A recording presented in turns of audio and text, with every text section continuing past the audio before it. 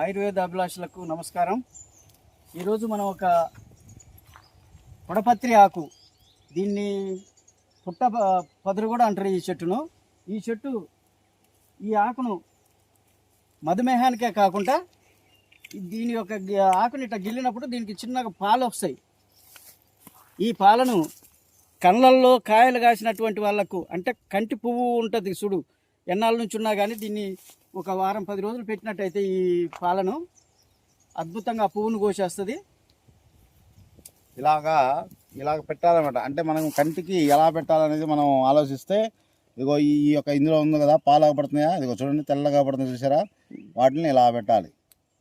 అలాగా పెడతాం వల్ల ఏమవుతుందంటే కంటిలో ఎన్నాళ్ళ నుంచి ఉన్న పొరలు కూడా వెళ్ళిపోతాయి. ఇదిగో ఇక్కడ ఒకసారి చూడండి, ఇదిగో ఇక్కడ చూడండి పడుతున్నాయి పాలు, ఇగో చూసారా. ఇవి కంటి పొరలను కోసే పాలు అంటారు వీటిని. షుగర్కి సంబంధించిన చెట్టు ప్లస్ కంటికి సంబంధించింది కూడా.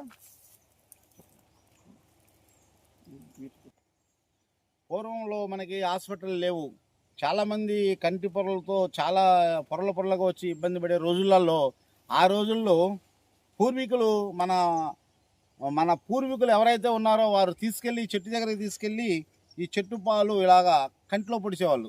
ఇది ఎవరైనా సరే దగ్గరలో ఉంటే ఉపయోగించుకోవచ్చు. ఈ యొక్క మూలికని ముందు గుర్తించాలి. గుర్తించకుండా ఏ మూలిక జోలు పోవద్దు దయచేసి. ఓం నమః శివాయ.